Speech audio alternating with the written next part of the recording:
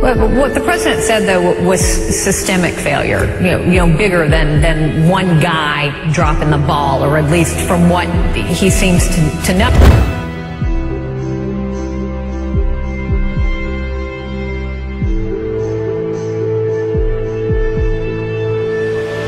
And new concerns tonight about a popular procedure, the CT scan. The test uses radiation to see inside our bodies, and its use has grown dramatically.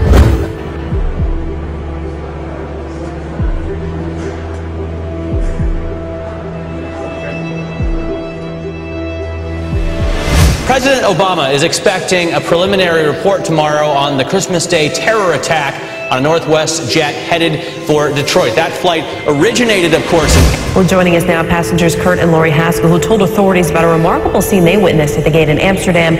Also with us tonight is Rochelle Keatman, who was on board that flight.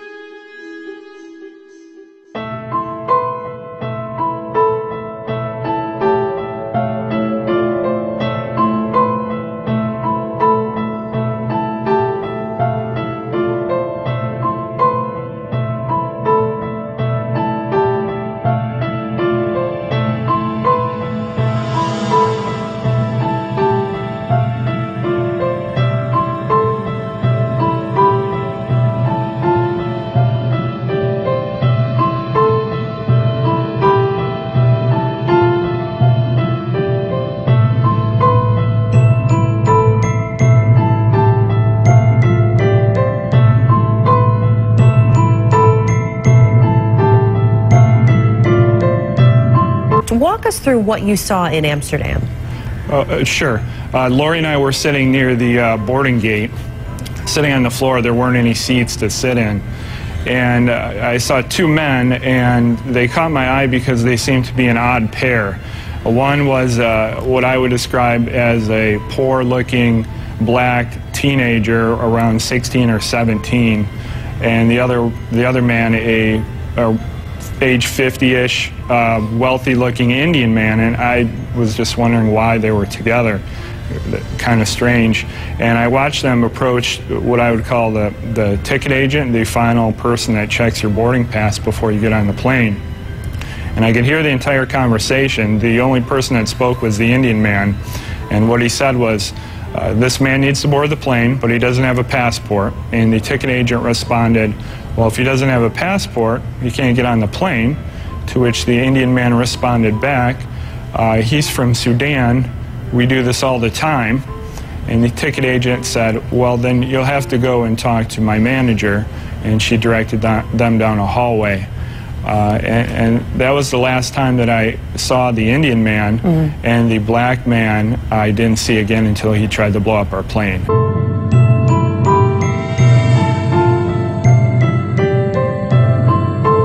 When we talk about screenings at the airport and other protective mechanisms along the way, what should we be doing that clearly we're not? Well, Campbell, the strategy recognizes that there's always going to be human error in any system. You can't count on perfection.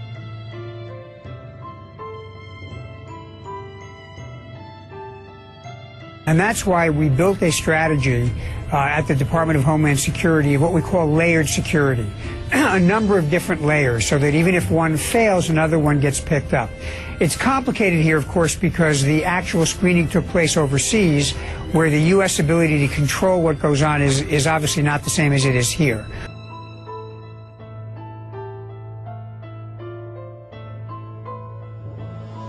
But there are a few things we could do to make things better. First, we could deploy the scanning machines that we currently are beginning to deploy in the U.S. that would give us the ability to see what someone has concealed underneath their clothing. That has been vigorously opposed by the ACLU and privacy advocates.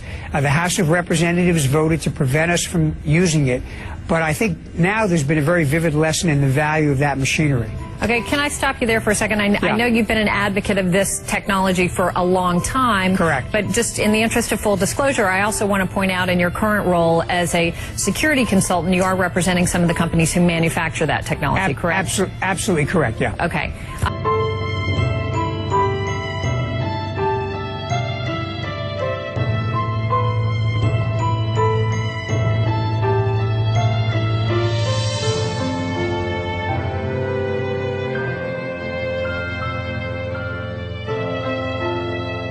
age 50-ish, wealthy-looking Indian man, and I was just wondering why they were together.